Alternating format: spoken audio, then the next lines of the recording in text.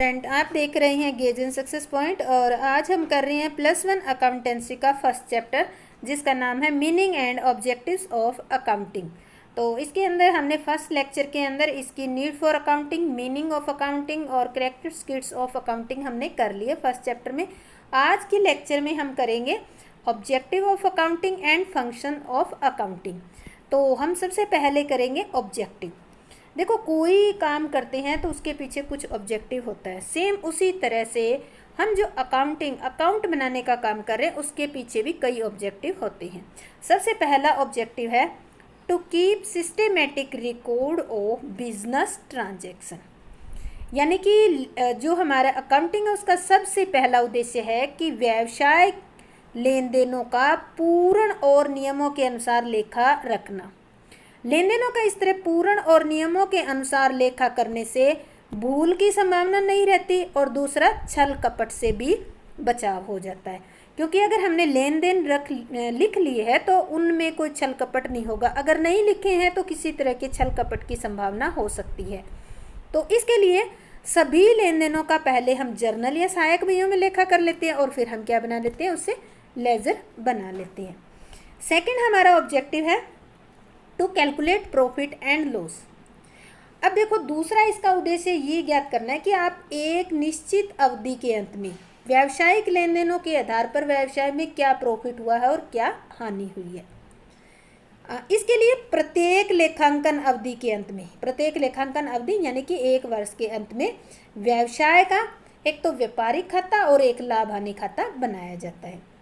व्यापारिक जो खाता और लाभ हानि खाता है उसमें व्यवसाय के सारे क्रय, विक्रय, आय और व्ययों को लिखा जाता है। इन दोनों अकाउंट में लिखे जाते हैं सभी तरह के जो भी क्रय किए हैं, विक्रय, जितनी भी आय हुई है और जो हमारे खर्चे हुए हैं।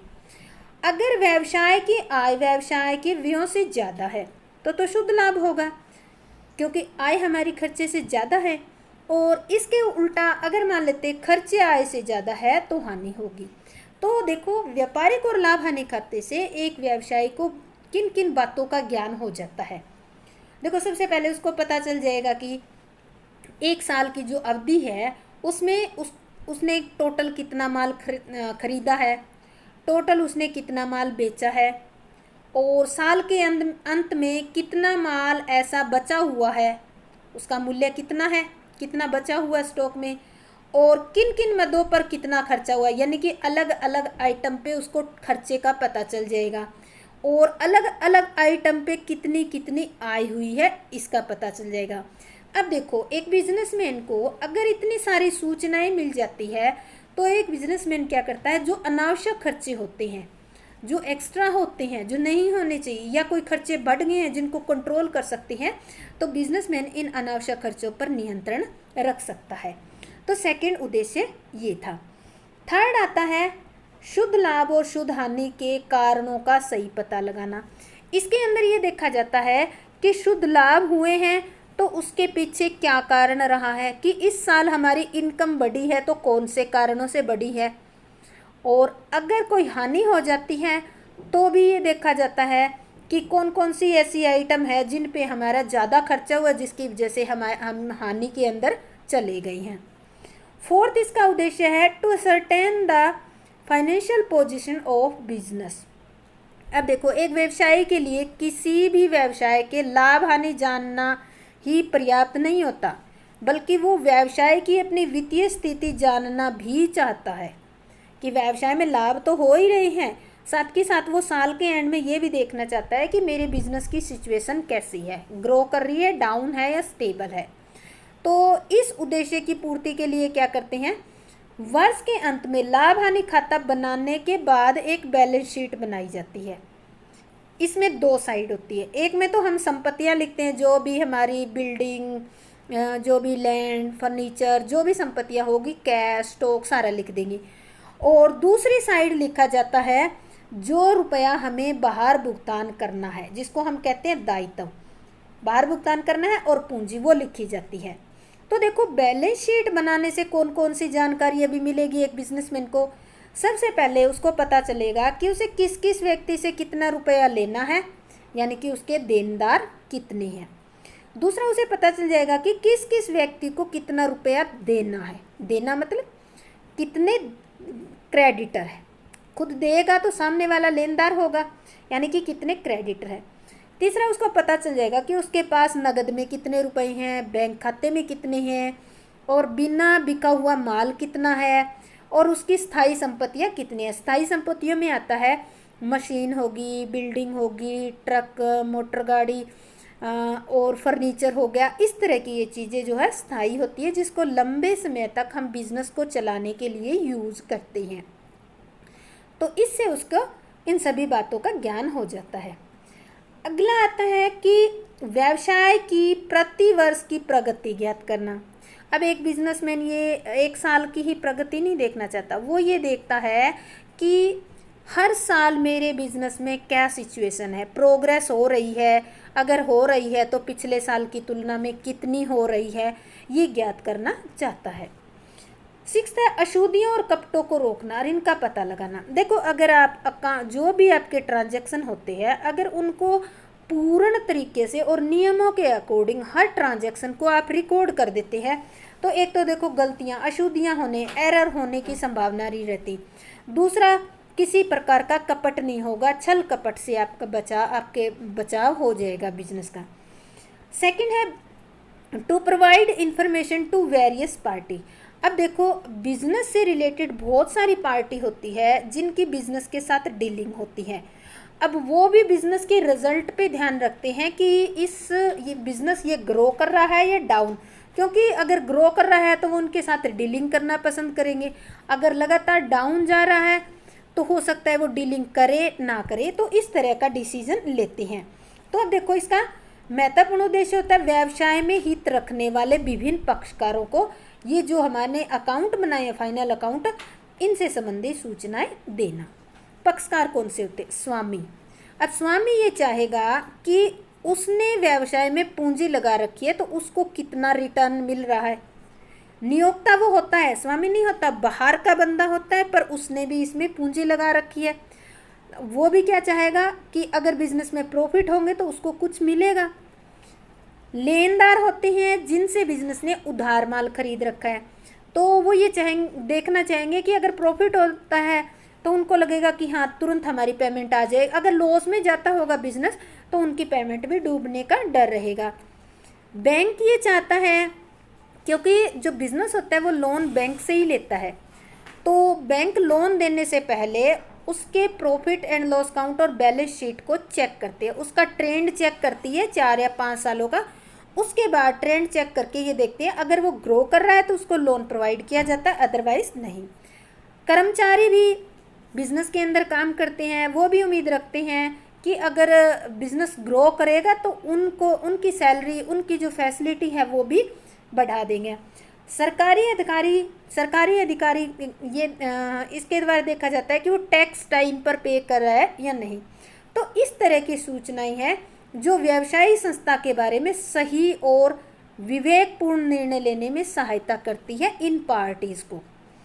इसके बाद आता है हमारा फंक्शंस ऑफ अकाउंटिंग। अब देखो कौन कौन से फंक्शन अकाउंटिंग के। सबसे पहला है maintaining complete and systematic record. वही पहले वाला पॉइंट आ गया कि अकाउंट का पहला काम ये है कि पूर्ण मतलब जितनी भी बिजनेस ट्रांजैक्शन होती है उनका पूर्ण और जो भी रूल रेगुलेशन है, प्रिंसिपल है, जो भी स्टैंडर्ड है उसके अकॉर्डिंग ही लिखना, उसके अकॉर्डिंग ही लेजर बही बनाना, फाइनेंशियल स्टेटमेंट, अब फाइनल अकाउंट तैयार करना है। सेकंड इसका काम होता है communicating the financial result to various party. देखो अभी आपको ऊपर बताया था ना, बहुत सारी पार्टीज को कम्युनिकेट किया जाता है रिजल्ट। वो रिजल्ट इन सभी पार्टीज को कम्युनिकेट किया जाता है। वो पार्टीज इसके बेस पर, इसके रिजल्ट के बेस पर या रिजल्ट देखकर अपना डिसीजन लेते हैं, या डिसीजन लेने में उनकी हेल्प होती है और उनको ये पता चल जाता है कि इनका प्रॉफिट लॉस, एसेट्स कितनी है, लायबिलिटी कितनी है, इसके बारे में सूचना मिल जाती है। थर्ड है protecting the assets of business.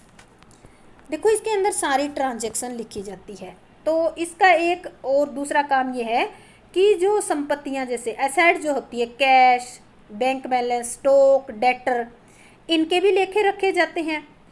इससे क्या होगा, जो प्रबंधक होगा उसको इस पर नियंत्रण रखने में सहायता मिलेगी।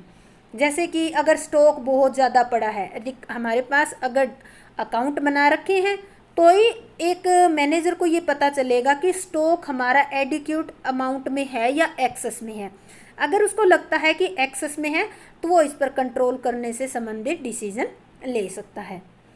इसके बाद आता है प्रोवाइडिंग असिस्टेंट टू मैनेजमेंट। अब देखो कैसे सहायता करता है मैनेजमेंट की। तो ये इन्फॉर्मेशन मैनेजर को जब मिलती है तो मैनेजर उस इन्फॉर्मेशन के बेस पर कोई प्लानिंग करता है या कंट्रोलिंग से रिलेटेड जो डिसीजन है वो लेने में उसकी हेल्प होती है। एज ए ट्रस्टीशिप, देखो अगर कंपनी की दशा में हम देखें तो जो प्रबंधक होता है, प्रबंधक पर क्या होता है, कंपनी के जितने भी संसाधन हैं उनको कंट्रोल रखने की जिम्मेवारी होती है। तो वो एक एज ए ट्रस्टी के तौर पर ही कार्य करता है और लेखांकन उन्हें कंपनी के साधनों पर नियंत्रण रखने में ये सहायता करती है, क्योंकि उसको अकाउंट देखकर ही पता चलेगा कि कहाँ खर्चा ज़्यादा हो रहा है, कोई एसेट्स है तो उसका मिसयूज़ कहाँ हो रहा है, यानी कि जो फंड है उसका कोई मिसयूज़ हो रहा है, प्रॉपर यूज, सारी इन्फॉर्मेशन प्रबंधक को अकाउंट से ही मिलती है। तो इससे वो इस जो कंपनी के रिसोर्सेज है उन पर कंट्रोल रखने में उसको हेल्प मिल जाती है। इसके बाद आगे आता है 6th नंबर पे हमारा है कंप्लायंस ऑफ लीगल नीड्स। बहुत सारे कानून अधिनियम है कानून में बने हुए, जैसे कंपनी अधिनियम हो गया, आयकर अधिनियम हो गया, जो जीएसटी हमारा अधिनियम हो गया। इन प्रावधानों के अंतर्गत एक व्यावसायिक फर्म को बहुत सारे विवरण प्रदान करने होते हैं। सरकार को ये इन्फॉर्मेशन देनी पड़ती है। कैसी इन्फॉर्मेशन, जैसे कि वार्षिक खाते, आयकर के बारे में, जीएसटी रिटर्न के बारे में। तो इस तरह की इन्फॉर्मेशन सरकारी जो एजेंसियां हैं या जो सरकार है उनको प्रदान करनी पड़ती है। इसके बाद आता है फिक्सिंग लायबिलिटी। फिक्सिंग लायबिलिटी क्या होता है, देखो एक फर्म जो होती है, एक जो कंपनी होती है उसके अंदर कई डिपार्टमेंट होती है, जैसे प्रोडक्शन डिपार्टमेंट, सेलिंग डिपार्टमेंट। तो इसमें उन्हीं के बारे में बता रखा है। और उन डिपार्टमेंट का जो हेड होता है वो डिपार्टमेंटल हेड होता है, विभाग का अध्यक्ष कहते हैं इसे। तो लेखांकन का एक दूसरा कार्य संस्था के प्रत्येक विभाग की लाभप्रदता निर्धारण करना, यानी कि अकाउंट बने तो सभी डिपार्टमेंट के अलग अलग बने हैं, तो सभी डिपार्टमेंट के अलग अलग अकाउंट बनने से उन अलग अलग डिपार्टमेंट की जो लाभदायकता है उसका निर्धारण हो जाता है। इससे क्या होगा, जो प्रत्येक डिपार्टमेंट का अध्यक्ष है उसका दायित्व निर्धारित करने में हेल्प मिल जाती है। अगर मान लेते हैं कोई एक डिपार्टमेंट है, उसकी जो पोजीशन है वो डाउन जा रही है और बाकी सबकी अच्छी जा रही है, उस एक की वजह से कुल मिलाकर कंपनी की पोजीशन भी डाउन जा रही है। तो अगर सभी डिपार्टमेंट के अकाउंट चेक किए जाएंगे तो इसमें जो डिपार्टमेंट का जो हेड होता है उसको हम इजी उसकी रिस्पॉन्सिबिलिटी फिक्स कर सकेंगे कि इस डिपार्टमेंट की वजह से कंपनी की जो ग्रोथ है वो डाउन गई है। तो इस तरह से इसके ये कुछ फंक्शन थे। स्टूडेंट, अगर आपको ये समझ आ गए हैं तो लाइक, शेयर और सब्सक्राइब जरूर करें। जय हिंद, जय भारत।